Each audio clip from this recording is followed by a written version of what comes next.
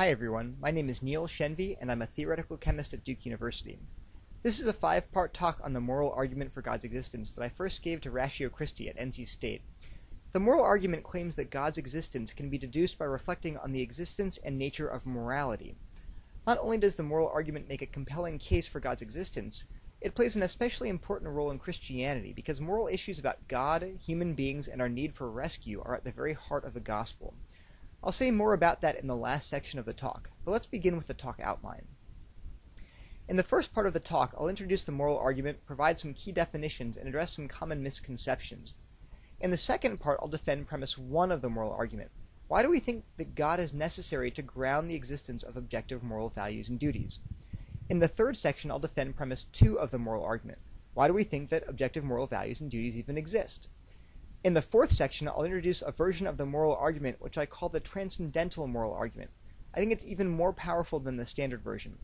And finally, I'll ask, if the moral argument is true, why do we reject it? Let's begin with part 1. What is the moral argument? The moral argument is a syllogism consisting of 2 premises and a conclusion. The argument is logically valid, meaning that if the 2 premises are true, then the conclusion follows logically from the premises. The first premise is that if God does not exist, then objective moral values and duties do not exist.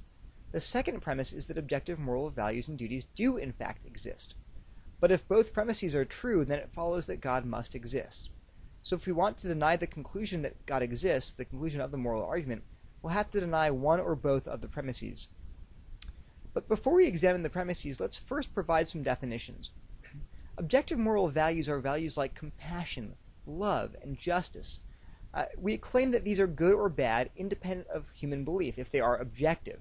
For instance, a value like love is objectively good even if I claim that it is evil, that love is evil, or even if everyone in my community claims that love is evil, or even if everyone in the entire world claimed that love were evil, love would still be good. That's what it means for a value to be objective, independent of human belief. Objective moral duties are obligations that are true and binding independent of whether we acknowledge them. For example, I have an objective duty to love my children even if I reject that obligation.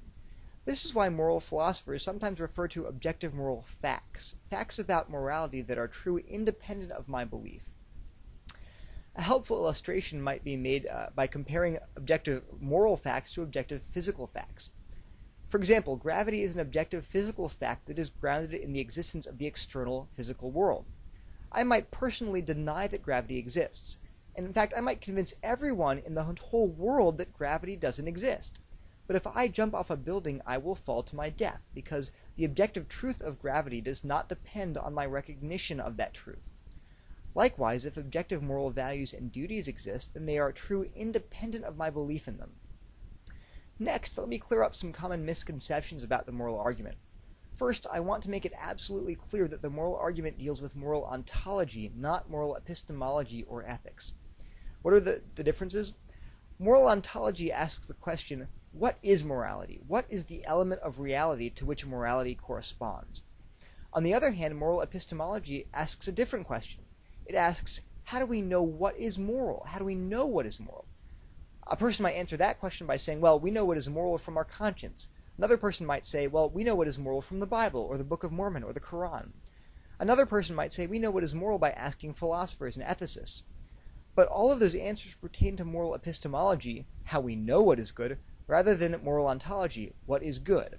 In this entire discussion, we're not asking how do we come to know what is good, but rather what is goodness itself. And finally, ethics, or practical ethics, asks the question, which moral facts are true? For instance, is stealing good or is it bad? Is murder good or bad? Do I have an obligation to love my parents? These are questions of ethics, not moral ontology or epistemology. So when we make the moral argument, we're not claiming that atheists cannot recognize what is good. We're not saying that.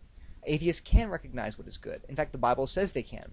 We're not claiming that atheists can't engage in moral behavior. They certainly can. What we're asking is, can atheists explain what goodness is? We're asking whether the very concept of goodness must be grounded in God. So I hope I've provided clear definitions for the relevant terms and have cleared up some common misunderstandings. In the next part of the talk, I'll defend premise 1 of the moral argument by asking, do we need God to ground the existence of objective moral values and duties? Thank you.